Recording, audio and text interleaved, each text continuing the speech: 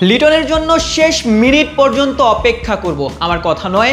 জাকের আলী অনেক লিটনের পরিবর্তে আগের ম্যাচটাতে যিনি ক্যাপ্টেন্সির দায়িত্বটা পালন করেছেন, জাকের ভারতের বিপক্ষে ম্যাচ হেরে এমন কথাই বলেছিলেন, সত্যিই তাই। পাকিস্তানের বিপক্ষে লিটন যদি খেলেন বাংলাদেশের জয়ের চান্সটা অনেকটাই বেড়ে যাবে। লিটন যদি না খেলতে পারেন সেক্ষেত্রে বাংলাদেশ হয়তোবা এই ম্যাচে জিততেই পারবে না। লিটন ছাড়া বাংলাদেশ দলের ব্যাটিংটা কেমন হয় সেটি কিন্তু একটা ভালো ডিসপ্লে, ভালো প্রদর্শনী দেখা গিয়েছে ভারতের বিপক্ষে।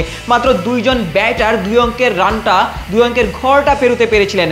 সাইফ অনবদ্য ব্যাটিং করেছেন শেষ দুইটা ম্যাচে, ওই শ্রীলঙ্কা কিংবা ভারতের বিপক্ষে টানা দু ম্যাচে 50 হাঁকিয়েছেন। আজকের ম্যাচেও সাইফের কাছ থেকে ভালো ব্যাটিং প্রত্যাশা করবে বাংলাদেশের টিম ম্যানেজমেন্ট। তবে প্রথমেই যেমনটা বলছিলাম, লিটন আজকের ম্যাচে খেলবেন এমনটাই টাইগার ভক্তরাও প্রত্যাশা করবেন। শেষ মুহূর্ত পর্যন্ত লিটন যদি 50% ফিট থাকেন তবে এই ডু অর ডাই ম্যাচে হয়তোবা বাংলাদেশ দলের হয়ে খেলতে চাইবেন। পাকিস্তানের বিপক্ষে বাংলাদেশ ম্যাচ জিতলে ওই এশিয়া কাপের ফাইনালে পৌঁছে যাবে। যদি হেরে যায় তবে দেশে ফেরার বিমানে কিন্তু চড়তে হবে টিম টাইগার্সকে। পাকিস্তানের বিপক্ষে ম্যাচ সাম্প্রতিক পারফরম্যান্সও টাইগারদের পক্ষেই কথা বলছে।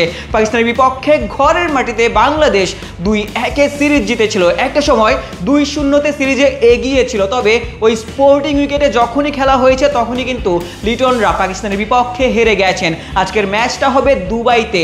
বাংলাদেশ টানা 2 ম্যাচ খেলছে ভারত এবং পাকিস্তানের মতো জায়ান্ট বিপক্ষে, এবং সেটি ওই 24 ঘন্টারও কম সময়ের মধ্যে। তবে এশিয়া কাপের ফিক্সচার যারা করেন তাদের নিয়ে প্রশ্নটা তোলা যায়, এমন একটা বৈশ্বিক টুর্নামেন্টে কি করে একটা দল 12 ঘন্টা সময়ের ব্যবধানে ভারত কিংবা পাকিস্তানের মতো দলের বিপক্ষে দুটা হাই ভোল্টেজ ম্যাচ খেলে। তবে বাংলাদেশি ক্রিকেটাররা হয়তো নিজেদের সর্বোচ্চটা উজাড় করে দিয়ে খেলতে চাইবেন। এই ম্যাচে হারলেই যে লিটনদের দেশে ফেরার প্লেনটা ধরতে হবে, যেমনটা আগেও বলেছি। তবে যারাই একাদশে সুযোগ পাবেন তারা নিজেদের সর্বোচ্চটা উজাড় করে দিয়ে খেলতে চাইবেন।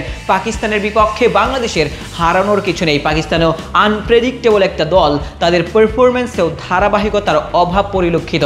বাংলাদেশি ব্যাটাররা যদি ভালো ব্যাটিং করতে পারেন, ভালো একটা স্কোর যদি স্কোরবোর্ডে দাঁড় করাতে পারেন, বোলিং লাইন আপটা কিন্তু এই মুহূর্তে বিশ্বসেরা বললেও ভুল হবে না। কারণ শক্তিশালী ভারতীয় ব্যাটিং লাইন আপের বিপক্ষে ওই মুস্তাফিজ, তানজিম সাকিব, রিশাদ, নাসুমরা অবিশ্বাস্য বোলিং করেছেন। আজকের ম্যাচে হয়তোবা তাসকিনও ফিরছেন।